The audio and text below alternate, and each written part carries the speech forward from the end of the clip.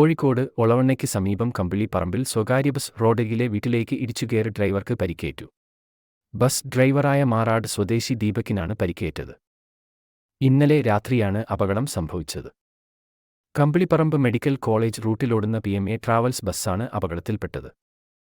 Medical കോളേജിൽ നിന്ന് കമ്പിളിപ്പറമ്പിലേക്കുള്ള അവസാന ട്രിപ്പ് കമ്പിളിപ്പറമ്പിൽ എത്തുന്നതിന് മുമ്പുള്ള ഇറക്കത്തിൽ വെച്ച് ബസ് നിയന്ത്രണം വിടുകയായിരുന്നു. നിയന്ത്രണം വിട്ട ബസ് റോഡരികിലുള്ള ഒളവണ്ണ DK ഹൗസിൽ സുബൈദ സക്കീറിന്റെ വീട്ടിലേക്കാണ് ഇടിച്ചു കയറിയത്. ഇവരുടെ വീടിന്റെ മുൻഭാഗവും മതിലും പൂർണ്ണമായി തകർന്നു. അപകട സമയത്ത് വീട്ടിൽ ആളുകൾ ഉണ്ടായിരുന്നെങ്കിലും പരിക്കേൽക്കാതെ രക്ഷപ്പെട്ടു. കൂടാതെ ബസിന്റെ അവസാന ട്രിപ്പായതിനാൽ യാത്രക്കാരുടെ എണ്ണം വളരെ കുറവായിരുന്നു. അതുകൊണ്ടുതന്നെ യാത്രക്കാർക്കും പരിക്കേൽക്കാതെ രക്ഷപ്പെട്ടു. അപകടത്തിൽ പരിക്കേറ്റ ബസ് ഡ്രൈവറുടെ 2 കാലുകളും ബസിന്റെ സീറ്റിന്റെ അടിയിൽ കുടുങ്ങിയ അവസ്ഥയിലായിരുന്നു. മീഞ്ചന്തയിൽ നിന്നും എത്തിയ അഗ്നിരക്ഷാസേനയാണ് ബസിന്റെ മുൻഭാഗം മുറിച്ച് ഡ്രൈവറെ പുറത്തെത്തിച്ചത്. നല്ലളം പോലീസും നാട്ടുകാരും സഹായത്തിനെത്തി. ഇരുകാലുകൾക്കും പരിക്കേറ്റ ബസ് ഡ്രൈവറെ കോഴിക്കോട് മെഡിക്കൽ കോളേജ് ആശുപത്രിയിൽ പ്രവേശിപ്പിച്ചു.